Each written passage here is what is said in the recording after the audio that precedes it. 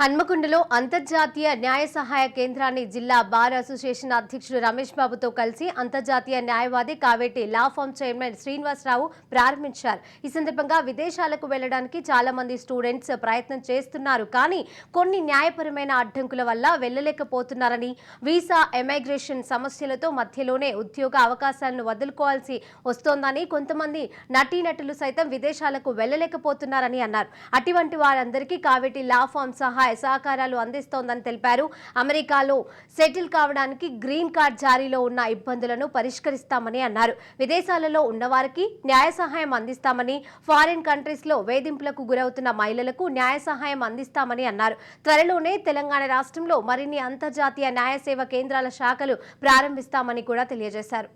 ఏమిటి, చాలా మందికి ఈ మధ్యకాలంలో స్టూడెంట్స్ బయట దేశాలు వెళ్ళాలంటే ఒక మంచి సంస్థ కావాలి.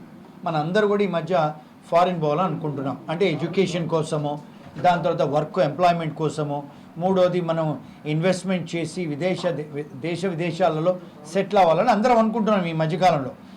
అంటే బ్యాంక్స్ వాళ్ళు కూడా లోన్స్ ఇస్తున్నారు. Telangana government, even central government, అన్ని గవర్నమెంట్స్ కూడా మనకు బెనిఫిట్స్ ఇస్తున్నారు వెళ్ళడానికి. సో ఏమవుతుందంటే మేము చూసేది ఈసారి ఈ మధ్యకాలంలో చాలామంది స్టూడెంట్స్లు వాళ్ళు డిపోర్ట్ అవుతున్నారు. అంటే ఎందుకు? Because they not complying the law. అంటే ఇప్పుడు ఇలాంటి సంస్థలతోని మేము అంటే అలయన్స్ తీసుకొని, పార్ట్నర్షిప్ తీసుకొని, ఫస్ట్ థింగ్ ఏంటి, ఒక క్వాలిటీ కౌన్సిలింగ్ చేయాలి, క్వాలిటీ అడ్మిషన్స్ ఇవ్వాలి.